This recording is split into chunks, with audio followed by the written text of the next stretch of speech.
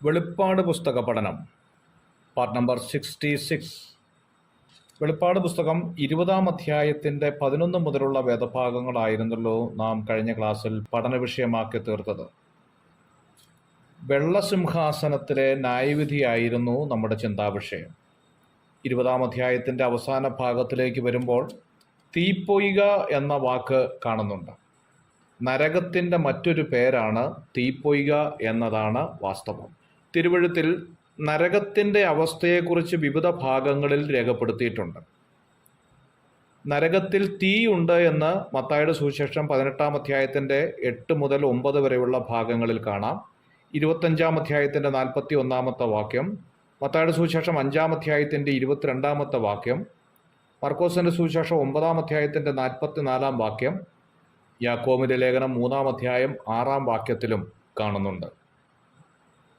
നരകത്തിൽ പുഴുക്കൾ ഉണ്ട് എന്ന് യെശയ്യാപ്രവചനം 14-ാം അധ്യായത്തിൻ്റെ 11-ാം വാക്യത്തിൽ രേഖപ്പെടുത്തിയിട്ടുണ്ട്. മർക്കോസിൻ്റെ സുവിശേഷം 9-ാം അധ്യായത്തിൻ്റെ 44-ാം വാക്യത്തിലും കാണുന്നുണ്ട്. നരകത്തിൽ ഗന്ധകമുള്ളതായി 11-ാം സങ്കീർത്തനത്തിൻ്റെ 6-ാം വാക്യത്തിൽ കാണുന്നുണ്ട്. യെശയ്യാപ്രവചനം 30-ാം അധ്യായത്തിൻ്റെ 33-ാം വാക്യത്തിലും, വെളിപ്പാട് പുസ്തകം 14-ാം അധ്യായത്തിൻ്റെ 10-ാം വാക്യത്തിലും, വെളിപ്പാട് പുസ്തകം 19-ാം അധ്യായത്തിൻ്റെ 20-ാം വാക്യത്തിലും ഇത് കാണുന്നുണ്ട്.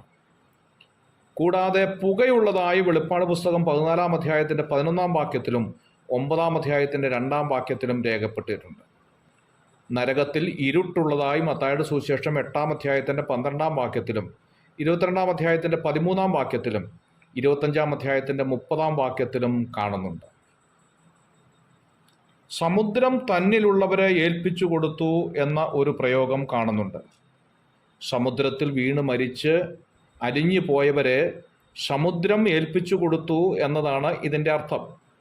യോനയെ മത്സ്യം ഛർദ്ദിച്ചത് ഇതിനൊരു ഉദാഹരണമാണ് എന്ന് കാണാൻ സാധിക്കും. മരണം ഏൽപ്പിച്ചു കൊടുത്തു എന്ന പ്രയോഗവും കാണുന്നുണ്ട്. ചന്ദ്രനിൽ, മഞ്ഞുമലയിൽ, ആകാശത്തിൽ ഇങ്ങനെ മരിച്ചവരെയെല്ലാം മരണം എന്ന പദം ഉപയോഗിക്കുന്നുണ്ട്. ആമോസിൻ്റെ പ്രവചനം 9-ാം അധ്യായത്തിൻ്റെ 2-ാം വാക്യം, ഓബദ്യാവിൻ്റെ പ്രവചനം 3-ാം അധ്യായത്തിൻ്റെ 4-ാം വാക്യത്തിലും കാണുന്നുണ്ട്. മരിച്ചവരുടെ ശരീരങ്ങളിലേക്ക് അവരവരുടെ ആത്മാവ് തിരിച്ചു വരും എന്നുള്ളത് ബുദ്ധിക്ക് ചിന്തിക്കാൻ പറ്റാത്ത ഒരു കാര്യം തന്നെയാണ്.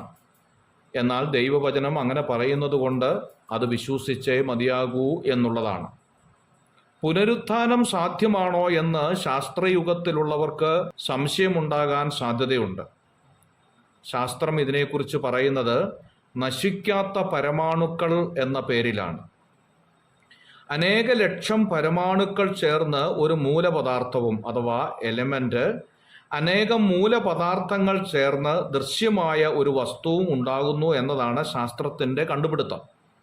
ഒരു പരമാണുവിനെ പുതിയതായി ഉണ്ടാക്കുവാനും ഇല്ലാതാക്കുവാനും കഴിയുകയില്ല എന്നുള്ളതാണ് ശാസ്ത്രം ഇതുവരെ കണ്ടുപിടിച്ചിരിക്കുന്നതായ കാര്യം.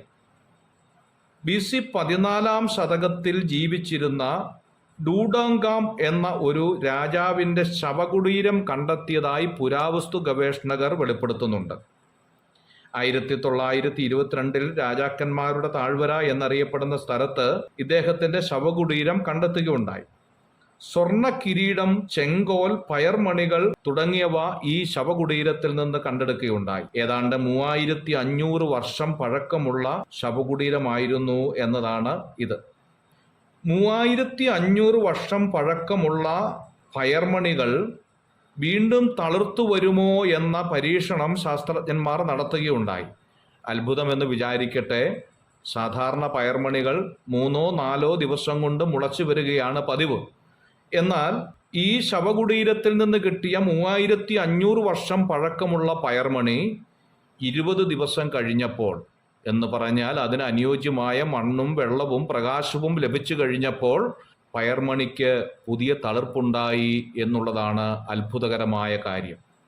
യോഹന്നാന്റെ സുവിശേഷം 5-ാം അധ്യായത്തിൻ്റെ 25-ാമത്തെ വാക്യത്തിൽ നാം വായിക്കുന്നു, മരിച്ചവർ ദൈവപുത്രന്റെ ശബ്ദം കേൾക്കുകയും കേൾക്കുന്നവർ ജീവിക്കുകയും ചെയ്യുന്ന നാഴിക വരുന്നു എന്നുള്ളതാണ്.